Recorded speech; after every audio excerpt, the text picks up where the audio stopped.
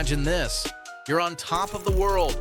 You've just been selected as the second overall pick in the NBA draft, joining one of the greatest dynasties in sports history, the Boston Celtics. The future is bright, your career is set to take off, and everyone is saying you're going to be the next big thing. Now imagine everything you've worked for, everything you've dreamed about, being snatched away in an instant. That's the tragic story of Len Bias. He was a once-in-a-generation talent, the kind of player that made everyone sit up and take notice. At 6 feet 8 inches with a 220-pound frame, Bias had the combination of size, skill, and athleticism that most could only dream of. His game was versatile. He could score in a variety of ways, defend multiple positions, and bring the intensity that champions are made of. And if you ask anyone who watched him play or knew him personally, they'll tell you, Len Bias was poised to be one of the greatest players to ever lace up a pair of sneakers. But in a tragic twist of fate, Len Bias's story was cut short before it even began. On June 19, 1986, the basketball world lost one of its brightest stars just 48 hours after Bias was selected by the Boston Celtics as the second overall pick in the NBA draft. He was 22 years old. To this day, his name evokes both admiration for his unreal potential and heartbreak over what could have been. So, what made Len Bias so special, and why does his death still haunt the basketball community? Let's take a deep dive into the life and legacy of Len Bias, a player who, had his life not been tragically cut short, may have changed the course of NBA history forever.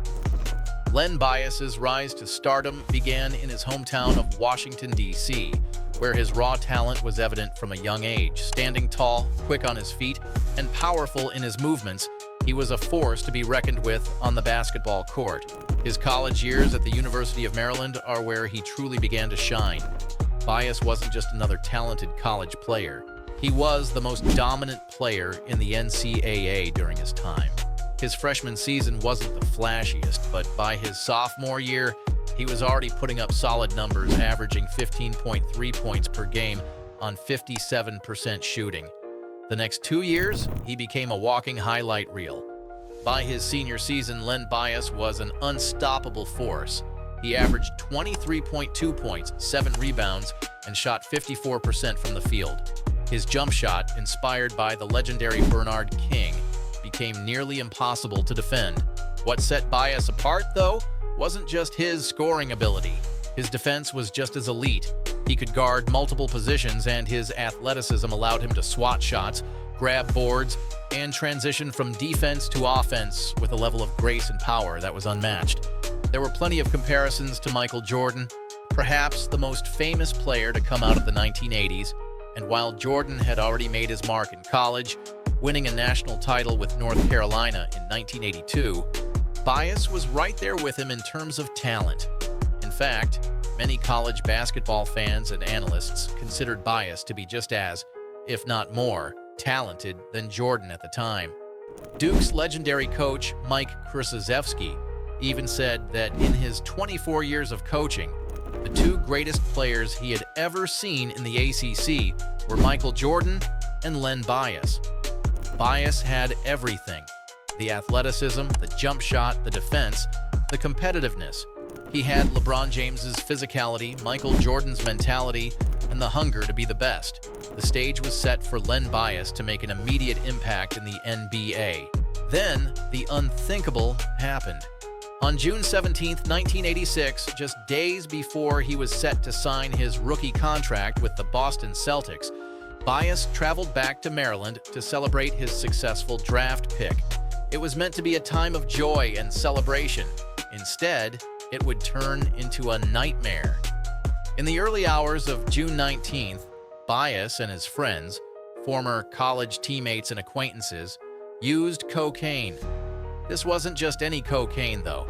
It was far too pure and potent, and within hours, Bias was feeling sick. As he lay in his dorm room, suffering from a series of heart attacks, his friends called 911, but it was already too late. Bias was found unconscious and not breathing. Despite paramedics' best efforts to revive him, Len Bias was pronounced dead at 8:55 a.m. just 2 days after being drafted. The news of his death sent shockwaves through the basketball world. How could this happen to someone so talented, so full of promise? How could someone with such an incredible future ahead of them fall victim to something as destructive as cocaine? The tragedy wasn't just a personal loss for Bias's family and friends. It was a loss for the entire basketball community. A star was gone before he had a chance to truly shine. In the aftermath, the cause of Bias's death was confirmed as cardiac arrhythmia, a condition often associated with drug use, specifically cocaine. His death turned into a national tragedy, and its impact reached far beyond the sports world. The NBA, which had been battling a growing drug culture in the league, implemented a firm no-drug policy in response. Len Bias's death became a cautionary tale about the dangers of substance abuse and its devastating effects, not just on players, but on entire communities. But even as we reflect on the heartbreaking loss of Len Bias, there's still the lingering question: what could have been? Would he have been better than Michael Jordan? Would he have led the Celtics to more championships? Would his rivalry with Jordan have shaped the course of NBA history? We'll never know. Bias had everything. He was a two-time ACC Player of the Year. He was the consensus first-team All-American in 1986. He had the physicality of LeBron James and the basketball IQ of a future Hall of Famer. His shooting, his defense, his athleticism, everything pointed to him being a future NBA superstar. And yet, all of that was taken away in an instant. Imagine what it would have been like to see Len Bias take the floor alongside Larry Bird, Kevin McHale, and Robert Parrish, adding his talents to an already stacked Celtics team. It's easy to think that, had he played, the Celtics would have been even more dominant. Could Bias have stopped Michael Jordan from reaching the NBA Finals as many times as he did? Could Bias have been the piece the Celtics needed to dethrone the Lakers in the 1980s? The what-ifs are endless, but one thing is clear: the NBA was robbed of one of its most talented players ever. Len Bias was more than just a player. He was a symbol of what could have been. He was a reminder that talent alone isn't always enough, and that life can change in the blink of an eye. His story, though tragic, is a part of NBA history, a cautionary tale, but also a testament to the incredible potential of one of the greatest players never to play in the NBA. In the end, Len Bias's legacy lives on not just in the records he could have set or the championships he might have won, but in the memories of those who witnessed his greatness. He was one of the most gifted players to ever step on a basketball court. And though his story was cut short, it still resonates with us today, leaving us to wonder, what if? Do you think Len Bias could have been Michael Jordan's biggest rival? Feel free to share your thoughts in the comments below. For more fascinating stories or topics like this, don't forget to like, subscribe, and click the notification bell so you never miss out. Check out more of our epic basketball content. Thanks for watching. Stay awesome, and I'll see you in the next one.